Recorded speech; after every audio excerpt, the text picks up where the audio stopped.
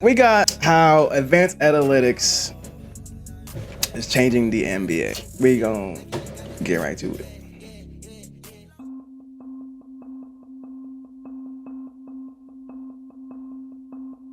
The average person, when they hear sports analytics, immediately thinks of pop culture references like Moneyball or mock drafts and who's going number one overall, and they'll ask about hirings and firings. But what they're not seeing is what's happening behind the scenes, what led to those decisions. Everywhere from how teams are constructed to how we identify players and forecast their future performance, down to. So that's one of the biggest things that I think is doing the NBA a disservice when it comes to analyzing players or analyzing teams. In my opinion, there's just more to basketball than what the numbers say, right? You could have this perfectly lab created player, you know what I'm saying? Take Zion, for example. All this, intangibles. Oh, I can work with him, do this and that. But then what the analytics don't show you is player's lazy. Is he a good locker room guy? Does he have an attitude problem?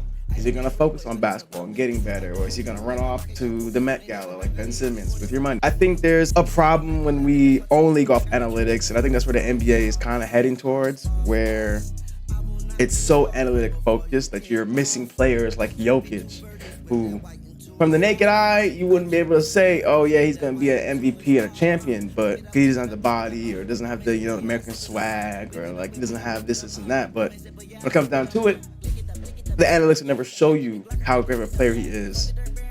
And it does him as a disservice. It does the NBA a disservice. There's a lot of teams like the Rockets with the whole Daryl Morey thing. There's more to basketball than just the numbers and shooting percentage, you know what I mean?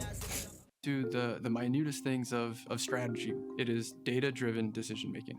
How have sports analytics changed the NBA? So if we think about how sports analytics have impacted the way that we construct teams, it comes down to talent identification. We think about a team that doesn't have a lot of money compared to a team that does. They often got outspent for the top talent. And so they had to figure out which players were the quote-unquote diamonds in the rough. So if we're talking about the NBA, we might look at how tall a player is, what the ratio is of their height to their wingspan. Long arms turns out to be really, really important. And those things are all relatively important, right? Those things are necessary, but there's more to basketball than just, oh, this player is 6'6", has a 8-foot wingspan, and can jump out the gym. You're gonna pay this same player $80 million, and he's lazy, and he's gonna be with the bitches and the hoes and partying. Would that show in the numbers, and would that sway your opinion of said player? I think the NBA needs to, like Gilbert Arenas reference to, you need to watch the games, man. And I don't think in colleges anymore you see an NBA scouts go to games. So you're not gonna see everything you need to see from watching highlight tapes and reading about them on Twitter and Reddit. You know what I mean? You gotta watch the games, go to the games, see the player. How is he in the huddle? How is he in the locker room? Talk to the coach, talk to his teammates. I think we're getting way too much with the analytics and not enough with the real hoops, with the real nitty gritty like we used to. And that's why teams like Miami can make the playoffs with all undrafted guys. Teams like the Spurs been good for so long, and they went overseas to Europe to find guys who are really fucking good. You know what I mean? The NBA is getting too much into the numbers, into the money and the analytics, and not enough to the real hoops. And one that's kind of oddly predictive might be hand size. The bigger your hands are, the better you are at playing basketball, the better you are at securing a rebound. And so teams are trying to find every little metric that might help them understand who's likely to be a future all-star. The game of professional basketball has changed a lot due to analytics. And probably the simplest way to see this has to do with the shots the teams are taking. If we go back 20, 30, 40 years, there was a lot of the mid-range game. There was a lot of the one dribble pull-up. There was a lot of the back to the basket basketball that we simply don't see as much of today.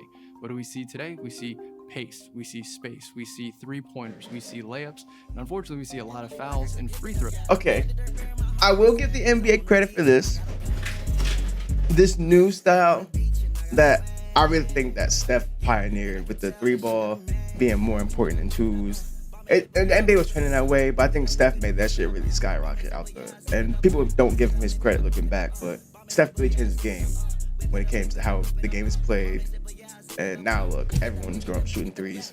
But I think a big part of the NBA now is three ball spacing, pace, and it's so much funner to watch. A lot more dunks, a lot more possessions, more points per game, crazy numbers, people breaking records left and right. I think the NBA took the, entertainment route, and that's good. And me as a guard, I ain't gonna lie, I love the pick and roll, I love the space, I love the pace. I hated in high school, or I hated when I first got to Germany, they always made us dump it down to the big, cut, get the ball back. Fuck that. Let me take my man off the dribble. Let me go one-on-one, ISO, pick and roll me, step back, give me three. Way more fun. Way more enjoyable to play. Way more enjoyable to watch. But yeah, I'm a fan of how the NBA is going. But I think there's a certain line and a happy medium that teams need to find of using analytics, but not going OD and missing out on diamonds in the draft because you don't got the 6'8" wingspan or whatever. But what we've identified is that those shots are the most efficient shots. So seeing lots of changes both on offense and defense just due to simple data analytics. Analytics and player talent goes hand in hand. If you have a great player who buys into these concepts, who comes through and says, hey, I'm willing to perform in a slightly different way to find the slightest edge. I mean, that's really what separates some of those truly great players is they're always looking for every little piece of information that can help them succeed.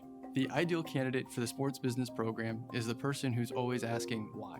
Why did they take that shot? Why did they draft Okay, I was open, yo. that player? Why did they sign that coach?